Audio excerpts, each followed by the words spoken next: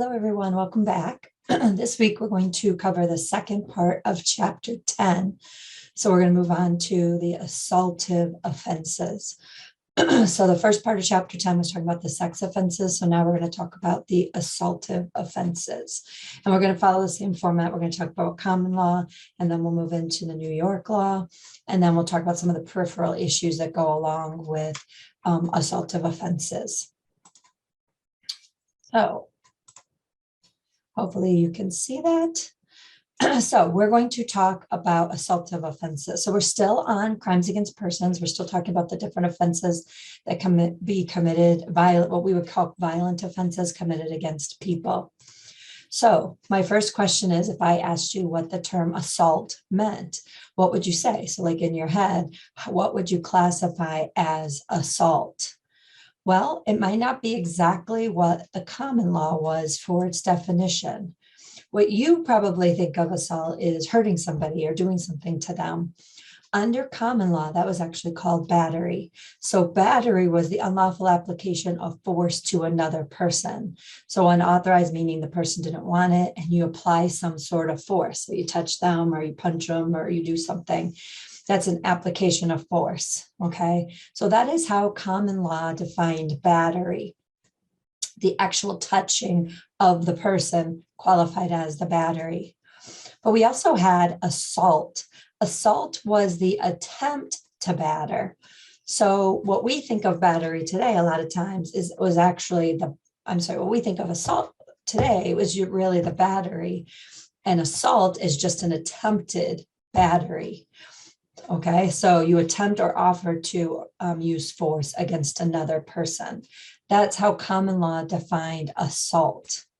So if you had to see the difference between them, a female waitress at a bar gets pinched on the butt every night. Under common law, that's an unlawful touching. So an unlawful touching is the battery, right? What about this? Nathan and Frank play gym rummy for 2 hours, and Frank loses approximately $750. Frank loses his temper and threatens to break Nathan's arm. So you might think, okay, this is an assault because it's a threat. The problem is with these two common law offenses, it doesn't turn into an assault until there's more than just words. So words were not enough to qualify as an assault. You had to do something more to actually put the person in fear. Now, William points an empty gun at Harris, who doesn't know the gun isn't loaded. Williams pulls the trigger, then goes away laughing while Harris is crying. That is an assault because the victim believed that the force was going to be carried out.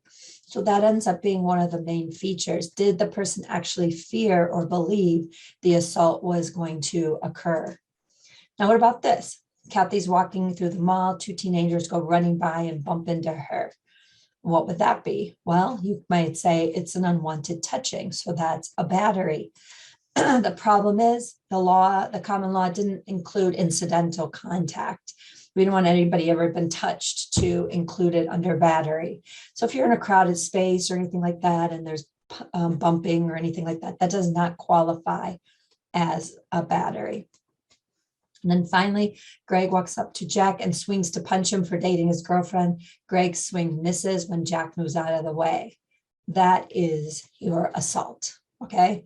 Because there was an actual threat, and the victim actually believed it was going to occur because he had to move or flinch or something like that. Okay. Now, when we think of assault and battery, we have to think about, does it at some point become a federal crime? When would it become a federal crime? Well, it becomes a federal crime if you assault a federal officer. So any federal employee, if you do anything, the mailman, any federal police officers, FBI, CIA, anybody that works for the federal government, if you assault them, that becomes federal assault. So, and battery. Now, generally, it's going to be a state level crime, but in those circumstances, it could become a federal crime. Now, common law started to distinguish a little bit between these two. and they created like kind of quasi degrees. And so what they said is we're going to have two different levels of assault and two different levels of battery. So you had simple battery and aggravated battery. Okay. Simple was just when you like touched them an unwanted way, but it could raise to a higher level of battery if you use a weapon. So if you actually hit them with something other than your hand, a hand would probably be simple, but aggravated is some sort of a weapon. And then what type of injury the victim actually sustained.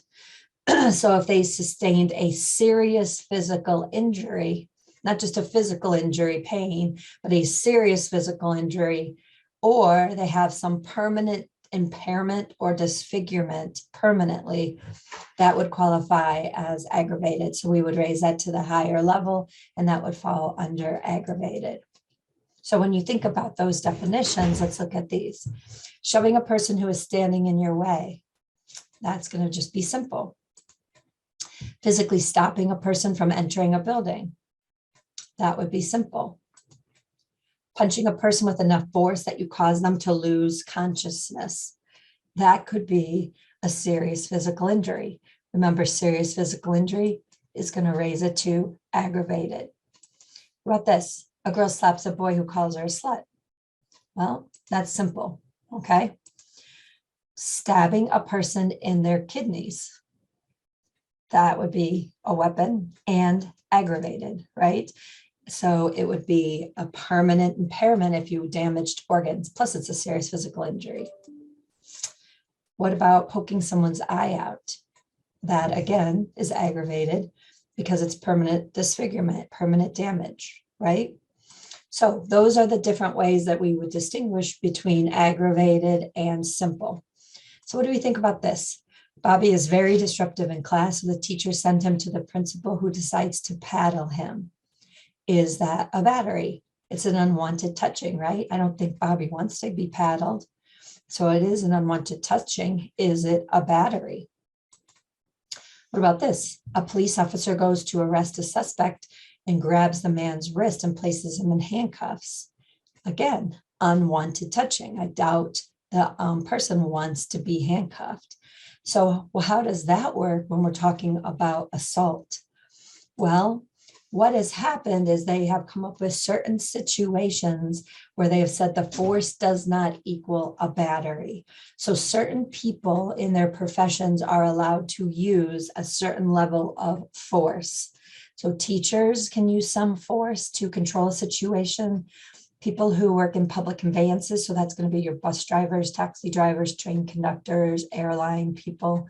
So that is going to be, you hear a lot about that now with incidents on the airplanes, and then law enforcement officers. Now, it doesn't mean they can use any amount of force that they want, and they can't like physically injure people, but they can definitely use some level of force that's reasonable, and it will not count as a battery under common law. So what are some other defenses that have been raised under common law? Consent. So people have tried to say they consented to the assault, but we learned with consent, we have to be very careful with that, because remember, you cannot consent to serious physical injury. So it might be raised, but it may not be successful. The next one is self-defense. So don't forget, this happens to be a very common defense when you're talking about assaultive defenses. You are defending yourself. Don't forget the whole analysis. You can't be the initial aggressor. You have to reasonably believe force was going to be used against you, and you can only use the amount of force that's reasonable under the situation. So depending what force they're using against you, you can only use a certain level of force back. Okay, so those were the two main assaultive offenses in common law, but there were a few others that kind of developed. So these would be the other ones that fell under common law assaultive offenses. So mayhem. Mayhem was maliciously injuring another and rendering them unable to fight. So you do something to the person so they cannot defend themselves and they cannot fight back. So my example, you poke their eyes out, right? They can't see you, they can't fight back. That's a form of mayhem. Hazing. Hazing is intentional or reckless physical or mental harassment in getting to initiated into some sort of a group. So you hear a lot about fraternities and sororities. There's been a lot with athletics. There's been with certain bands, like at the college level, bands, joining bands and orchestras and things like that. So that is hazing. So if you do something to somebody to make them go through some initiation process that causes physical injury or physical harm or mental harm, that can fall under hazing. And then menacing. Menacing is intentionally making somebody fear that you are going to kill them or seriously physically injure them or physically injure them. So you may not actually do anything, but you put them in fear that it's going to happen. So you pull out a knife and you hold a knife and threaten them with a knife. That can fall under menacing. Okay, so those are 3 other common law assaultive types of offenses. Now we have this offense called gang assault. And so some people may believe that it's just you have to be part of a gang, but that is not actually what it is. A gang assault is just when multiple people are participating in the assaultive behavior. So we have to think, well, why would we have a separate offense for multiple people engaging in it? And that's because if you have more people beating up on one person, it's much more likely that person's going to suffer serious injuries. So mostly the gang assault statutes have said 2 or more people. So you have to have 2 or more people ganging up on one person. That can qualify as gang assault. Okay, so here's a learning check. I have a bunch of offenses, and I want you to name what you think the common law assaultive offense would be. So stop the video, try to read through them and figure out which one you think each one would be. And I believe you only use each one once. So stop the video when you're all ready, start it again, and then we'll go over the answers. Okay, so hopefully you are all ready. So Max must walk around campus in his underwear in order to make the golf team. That's hazing. Jeff swings to punch John in the face, but misses. That's assault. Frank and Terrell find Joe hiding, and the 2 of them beat him up. That's gang assault. Eli pokes Harry in the eye so he cannot see him throw the next punch. That's mayhem. Greg hits Jackie over the head with a brick. That's battery. And Fred throws a lit firecracker at Leslie. That could be why am I drawing a blank? That could be the menacing, right? So that would be your menacing. Any questions on those? Hopefully not. If so, make sure you email them to me. Now, there are different changes that have occurred with the assaultive offenses to the common law assaultive offenses. This is one of those categories of crime where the definitions are really different, varying on which state that you're in. So some states have combined assault and battery into just one offense. So they either have assault or battery. So they don't consider each one separate anymore. So some of them join the 2 together and just label it assault, and some of them join it together and label it battery. So what do we think we do in New York? We call it assault in New York. And then if you attempt to assault somebody, it's called attempted assault. So we don't use the term battery at all in New York. So what is assault in New York? Obviously causing some sort of physical injury to a person. So our assault definition is actually common law battery, unlawful application of force. Now, in order to reach the level of assault, though, in New York, you have to have an intent to cause physical injury to another, and some sort of physical injury has to occur. Okay, so accidental types of things do not qualify as assault. It has to be an intent to cause physical injury to that person, and the person actually has to suffer some form of physical injury. So that incidental contact or just touching somebody is not going to rise to the level of assault in New York. You must have some level of physical injury. Now, how many degrees do we have in New York? We actually have 3 different degrees. We have first, second, and third degree assault.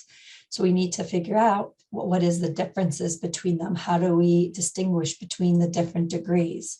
Well, there are 3 main factors that will help us distinguish between the degrees. Number 1, mens rea, right? So mens rea always is a factor. So you can read through the different degrees, and there are some that have a little bit lower level. And then the type of injury, whether it's a serious injury or just a physical injury. So we'll look up those definitions in a minute.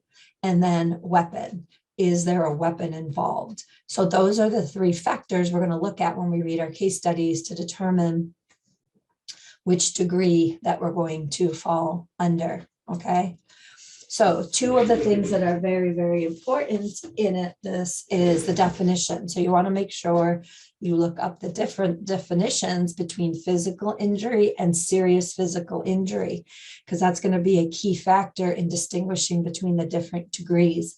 Did the person just suffer a physical injury, which is just some sort of pain, but maybe not long-term consequences, or a serious physical injury, which is going to be more life-threatening type of injury, or that permanent disfigurement or impairment. So make sure you spend a few minutes looking up those definitions, because they're going to be a really key feature in determining which degree you would ultimately charge.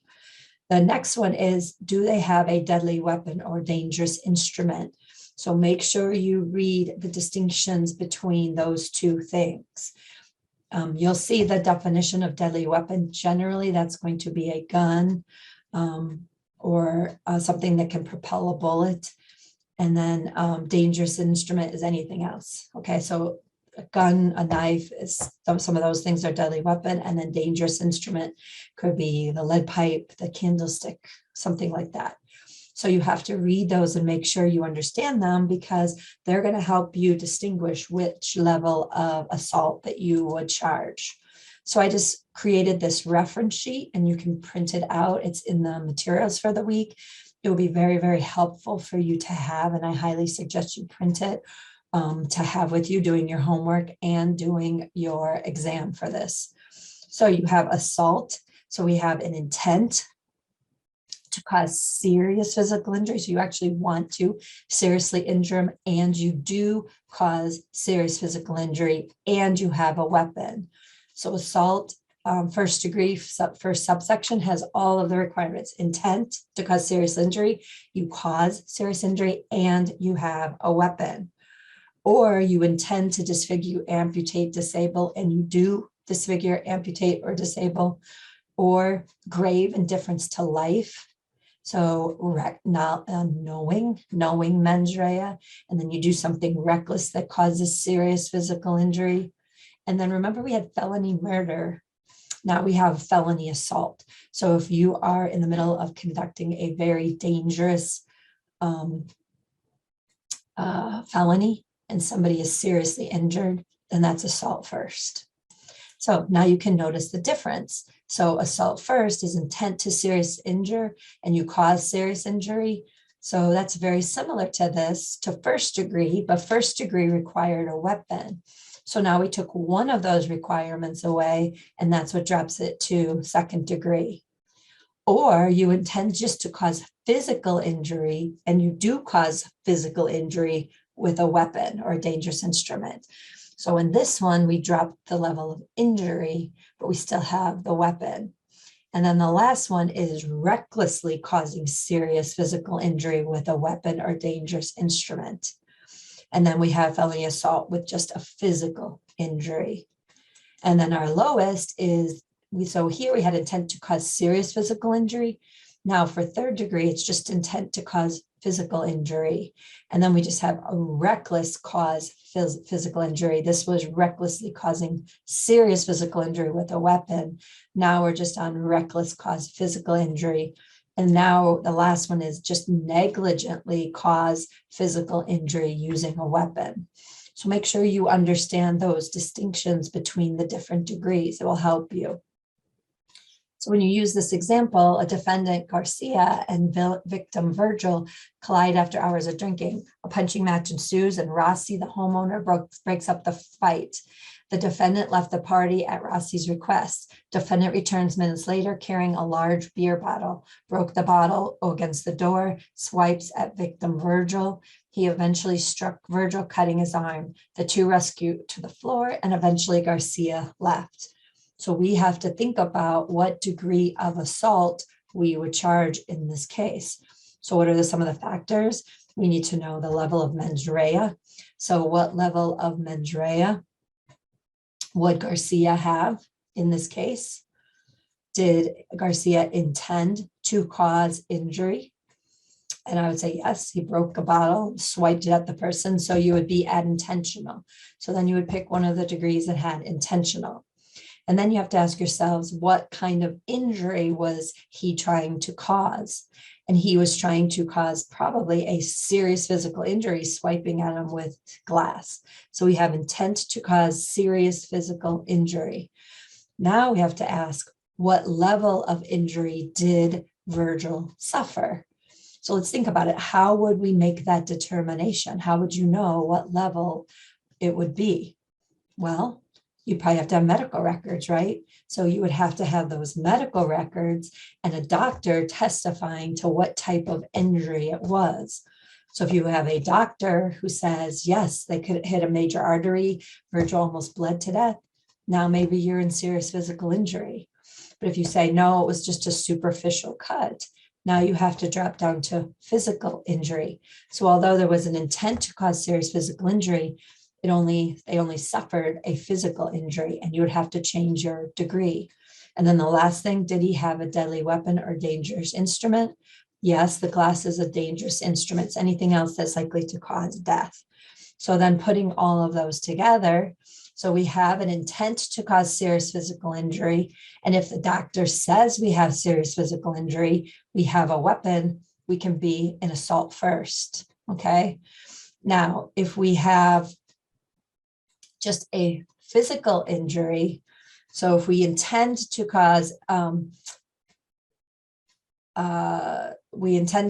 physical injury and suffer a physical injury, then we had a weapon. Now we're in second degree. Okay. So that is how you'd have to draw it. And I know maybe he was intending to cause a serious physical injury, but we can't prove that there was a serious physical injury. So we have to drop to this degree. Okay. So that's how you kind of work through the analysis. Now, New York also has many different degrees of assaults. So we have gang assault. So we talked about that. We do have specific gang assault sections in New York. We have vehicular assault. So if you assault somebody with a vehicle, we have specific offenses that protect certain victims. So assault of a child. We'll also talk about assault of elderly. Those are going to be specific offenses. Hazing, we talked about, stalking, reckless endangerment. So you can look up reckless endangerment, menacing, which was similar to what we said for common law, and then promoting suicide. So these would be your different assaultive offenses that could be charged in New York. Now, so the last few things I just want to talk about are what are some of these peripheral issues that come up with assaults. So we said there were peripheral issues with sex offenses and with homicides. We need to talk about what they are in assaultive offenses. So let's look at this. You are in your patrol car and notice two men standing outside of a bar punching each other. You break up the fight and separate the two into two different police cars. You proceed to question each other, and they both claim the other started the fight. So what do you do in that situation? Who do you arrest? Because remember, one person is going to be the initiator and the other person is going to have self-defense probably. So how do we determine that? Okay. And then the next question is, the next scenario is you receive a call from a neighbor saying there's a loud scream from next door. When you arrive, there's quiet. You knock on the door and the husband answers. The wife is standing behind the door. She's holding her arm funny. It appears that her shoulder is dislocated. When questioned, they claim she fell down the stairs and hurt her arm. Now, how do we figure that out? Is it really an assault or is it really an accident? So when we're talking about assault, it's often very challenging to law enforcement to distinguish between the victim and the suspect, and maybe even determine if a crime even existed. Was it an accident or was it an intentional crime? So when you're faced with these situations, you're going to have to do some extra investigation, talk to other witnesses, get more information, see if there were other calls to the house, are there children around that can talk.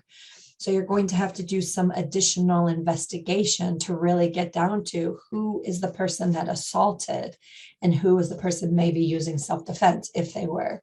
So you'll have to really investigate those things. Now, domestic violence all by itself is a very serious assaultive offense. And it's a large issue that we often have to deal with. So it's just any sort of pattern of physical, sexual, economic, and emotional abuse by one partner over the other. So when you're talking about assaultive offenses, you often have to think about these domestic violence. So I found this and it's shocking to me and I couldn't believe it. So I wanted to show you. This is the mentality that existed. This is from a 1952 ad that came out. It was an advertisement for coffee. And it's saying, if your husband ever finds out you're not store testing for fresher coffee, so if you don't buy the right coffee or test it, then they can abuse you. And it just sort of shows you why we have such a crazy a problem with domestic violence. Like we said, with sex offenses, it kind of has evolved over time. And it also has with assaultive domestic violence types of cases. So what happened? Oh, and then on top of that, we have this case, State versus Rhodes, which was a case that came out where a husband was accused of abusing his wife. And what this case said is we are not going to count it as an assault as long as the husband doesn't beat the wife with anything larger than a thumb, like a hand, your thumb. And that was called the rule of thumb. So as long as you didn't use anything larger than a thumb to assault your wife, then it would still be okay. It would not qualify as domestic violence. So why is that problematic? Because those ideas have persisted over time. And just like it's very hard to prove sex offenses in New York, it's also very hard sometimes to prove these domestic abuse or domestic violence types of offenses. Many times the victims don't report it. Sometimes even if there is a report, when the police show up, there's no arrests and nobody is arrested. And then even if they do arrest, a lot of times the prosecutor won't prosecute because it's very hard. The victim may back out and not want to testify. The biggest thing is people believe it's a personal matter or a family matter, and law enforcement should not be involved. So just like sex offenses, assaultive offenses become very, very difficult to prove. Now, in order to at least alleviate the middle one, failure to arrest, New York has passed the criminal procedure law. In its criminal procedure law, so you can find it at the back of your book, a mandatory arrest law for domestic violence. And basically what happens is if the police show up and there is some probable cause that a domestic violence dispute has occurred, somebody has to be arrested. We're not going to ask the victim if they want anybody arrested. We're not going to involve them. If there is evidence, and you can point to evidence that a domestic violence dispute arose, then somebody has to be arrested and removed from that situation. Now, we also have the issue of orders of protection that come up a lot with assaultive offenses. So orders of protection are temporary orders that tell the suspect that they have to stay away from the victim. So what usually happens when the person's first arrested, if there is some sort of an assault, the victim can ask for what's called a temporary order of protection. And it's a short-term thing where the defendant can't go anywhere near the victim for a short amount of time. If that victim is afraid, they can go to court and ask for a permanent order. So there'll be a little bit of a court hearing, and the judge will have to determine, do we need a long-term protective order to protect this victim? So that becomes a big issue a lot of times, protective orders. Now, We also have what I said is a whole category of assaults against children. So children usually get special protection. So if it's physical abuse against children, we've already seen the distinction with sexual abuse for children. We have different sections of the law. Sexual exploitation, so you're exploiting them for money, basically sexually for money. Child pornography, and then we do have more negligent types of actions for parents, like abandonment and negligence. So those would be specific offenses when you're talking about assaultive offenses against children. And then on the other end of the sex spectrum, we have offenses for abuse against the elderly. We also consider them a vulnerable population. So if there's any violations or assaults against the elderly, that also has its own special category. So this elder abuse falls in Article 260 of the New York Penal Law. Now, what's important is we have created a statewide online registry for people that have been convicted of child abuse or elder abuse. So when people go to apply for a governmental job, you can search this database, and hopefully you would not hire anybody that would be around children or elderly if they are on this registry. Now, the last thing is the New York Assaultive Offenses Learning Check. So I have posted that online. You can do that practice and see if you understand the distinctions of the New York laws, and then you can review the key and see if you got them right. Okay, so that's the end of part 1 for this week. I will be posting part 2 soon, and then you can finish up with chapter 10. So then we'll be all done with chapter 10. So have a good day, and I will see you soon.